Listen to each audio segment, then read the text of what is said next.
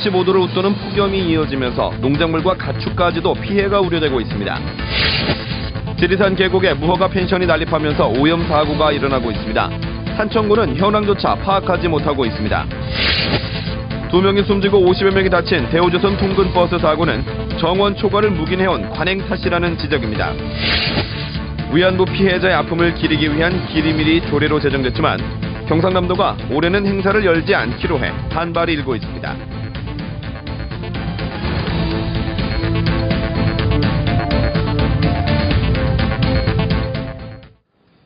안녕하십니까. 이어서 경남 소식입니다.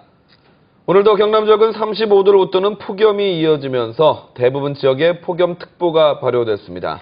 지난주 경남에서 첫 폭염 사망자가 발생한 데 이어 농작물과 가축 피해도 우려되고 있습니다. 김준원 기자의 보도입니다. 낮 최고 기온이 35.6도를 기록 중인 창녕의 한 배추 농가. 수백 포기의 배추밭의 절반가량이 폭염에 말라 죽어가고 있습니다. 출하를 앞두고 싱싱하게 자라 있어야 할 배추들이 높은 기온 때문에 이렇게 색깔이 하얗게 바래지고 이파리도 축축 늘어지고 있습니다. 물렁병이라 쳐야 되나? 공기 소통도 안 되고 이래가지고 그냥 주저앉더라고요. 살균제로 예방한다고 하기는 하는데 그건 마음대로 잘 안 되니. 축산농가도 폭염의 비상입니다. 한우 150여 마리를 사육하는 이 축사의 천장에서는 대형 환풍기가 쉴 새 없이 돌아갑니다. 며칠째 낮 기온이 35도를 웃돌면서 24시간 환풍기를 돌리고 있습니다. 물까지 뿌려보지만 축산의 온도를 낮추기가 쉽지 않은 상황. 어린 송아지들은 기력이 떨어져 움직이지를 못합니다. 더울 때는 그냥 약간 헐떡헐떡하는 그런 것도 있고 설사기가 약간 있다 싶으면 빨리 치료를 하면 빨리 낫고 그 시기를 놓쳐버리면.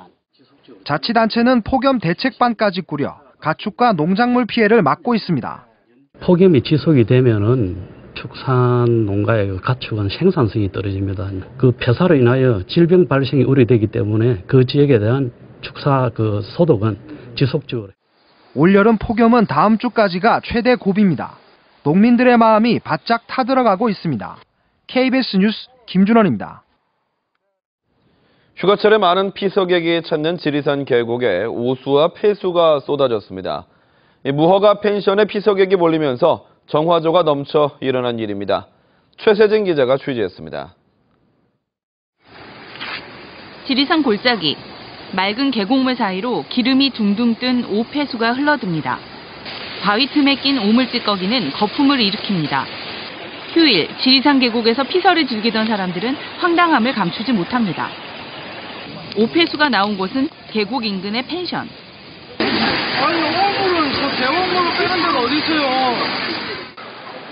성수기 많은 피서객으로 펜션의 정화조가 가득 차 배수구 청소를 하던 중 일부가 흘러나온 겁니다. 사람이 많이 와서 써다본 게는 하루에 대충 많이 오면 한 40명, 한 50명까지.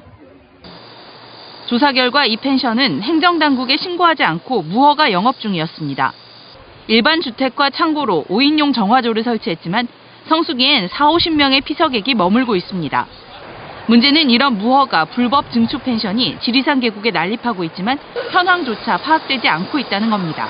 관내에 펜션 업체가 워낙 많고 우리 지도 단속하기에는 좀 역부족이고요. 우리 펜션하는 업체에서 스스로 오서 처리시설을 처리하려고 하는 의지가 필요합니다. 자치단체에 신고된 민박과 펜션은 300여 곳. 해마다 수천 명의 피서객이 찾고 있지만 단속의 손길은 미치지 않고 있습니다. KBS 뉴스 최세진입니다. 지난 금요일 2명이 숨지고 50여 명이 다친 대우조선 통근버스 추락 사고는 예견된 사고였습니다. 대우조선 통근버스가 정원을 초과해 운영하다 수차례 경찰에 적발됐지만 회사 측과 경찰이 별다른 대책을 세우지 않았습니다. 김소영 기자의 보도입니다. 출근 중인 대우조선의 통근버스 안입니다. 빈틈없이 빽빽하게 들어찬 승객들이 위태롭게 서 있습니다. 평소에 복도에 쭉 다 서서 가죠. 서 있는 사람들 생각 안 하고 이제 터비기 회전한다 할 때. 대우조선이 외부 업체와의 계약을 통해 운행 중인 통근버스는 204대, 직원 4만 5천여 명 가운데 70%만 이용한다 해도 부족한 양입니다. 이 때문에 외부 업체와 통근 차량 운전기사들은 대우 측에 수차례 통근 차량을 더 늘려줄 것을 요청했습니다. 정부기관들한테도 저희들이 연락 안 돼서 뭐 이런 통근버스 기사들 어려움이 있다. 만약에 사고가 발생됐을 때 책임질 사람이 없지 않느냐. 경찰도 대우조선 통근버스의 정원 초과 운행에 대해 지난해부터 11차례 적발을 했지만 운전기사에게 7만 원 이하 범칙금만 부과했습니다. 대우조선 측에는 어떠한 조치도 하지 않았습니다. 어떻게 그 사람들로 못하게 하겠습니까? 왜 피해를 우리 기사인데만 주느냐 이 말이다. 경찰은 뒤늦게 정원 초과에 대한 단속을 강화하기로 했고 대우조선 역시 올해 말까지 통근버스 30여 대를 증차하겠다고 밝혔습니다. KBS 뉴스 김소영입니다. 지난주 경상남도의회가 전국 처음으로 위안부 피해자 기리미를 조례로 제정했습니다. 그런데 경상남도가 광복 70주년인 올해 이 기리밀 행사를 열지 않기로 해서 반발이 일고 있습니다. 송현준 기자가 보도합니다. 22살 때 일본군 위안부로 끌려간 김복득 할머니는 건강이 악화돼 3년째 병원에서 지내고 있습니다.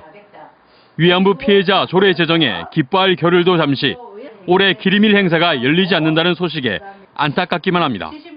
시작은 김에 좀 여분먹기 좀 해야지. 물론 나이 많은데 이제 이런 것도 모르고. 경상남도는 지난달 말 조례가 통과돼 조례 심의와 정부에 보고하는데 시일이 촉박해 올해 기리밀 행사는 열 수 없다고 밝혔습니다. 하지만 여성단체들은 경상남도의 의지가 부족하다며 반발하고 있습니다. 지금 고령의 피해자들이 다 병마에 시달리고 있고 하루하루가 어떻게 될지 모르는 삶을 살아가고 계시기 때문에 경상남도가 하루빨리 이러한 부분에 대해서 절박함을 인식하시고 또 조례 제정 과정에서 기리밀과 연구사업 등을 해야 한다는 강행 규정이 할 수 있다는 임의 규정으로 바뀌면서 경상남도가 소극적이라는 지적도 있습니다. 기리밀 제정 이후에 첫 번째 맞이하는 8월 14일 기리밀에 맞춰서 경상남도가 적극적으로 활동 계획을 잡을 것으로 기대하고 있습니다. 경남 출신의 위안부 피해 할머니는 59명. 대부분은 돌아가시고 지금은 7명만 생존해 있습니다. KBS 뉴스 송현준입니다. 학교급식 문제 해결을 위해 지난달 도의회가 경상남도와 교육청에 실무 협의를 권고했지만 두 기관의 논의는 전혀 이뤄지지 않고 있습니다. 이런 가운데 무상급식 중단 이후 3만 명이 넘는 학생이 17억 원의 급식비를 내지 못하고 있습니다. 보도에 김대진 기자입니다. 지난달 경남도의회에서 홍준표 지사는 영남권 평균 수준의 급식비를 지원할 테니 선별이든 무상이든 교육청이 알아서 하라고 말했습니다. 도의회도 큰 가닥이 잡힌 만큼 실무진들이 하루라도 빨리 해결에 나설 것을 촉구했습니다. 하지만 협의는 전혀 진행되지 않고 있습니다. 경남교육청 담당관은 도의회 다음 날 경남도를 방문해 실무진 구성을 요구했고 이후 공문도 보냈지만 경남도는 전제 조건을 달아 거부했습니다. 감사를 수용하지 않으면 실무 협의회 구성을 할 수 없다는 겁니다. 감사 문제가 전제가 일단 되어야 되고 이 부분이 해결된 이후에 나머지 분담 비율이라든지 경남교육청은 법률에 근거 없는 감사를 할 수 없도록 하는 감사원의 공공감사에 관한 법률 개정안이 입법 예고돼 있어 다음 달 국회에서 통과되면 감사 논란은 종식될 것으로 보고 있습니다. 수시로 관련 부서하고 또 방문하는 게 또 협의해서 협의체가 빨리 구성될 수 있도록 하는 것이. 지난 4월 경남에서 무상급식이 중단된 이후 6월까지 3만 2천여 명이 17억 원의 급식비를 내지 못하고 있습니다. 타협점을 찾은 듯해 보이던 급식 문제는 감사 수용을 놓고 다시 원점으로 돌아간 셈입니다. KBS 뉴스 김대진입니다.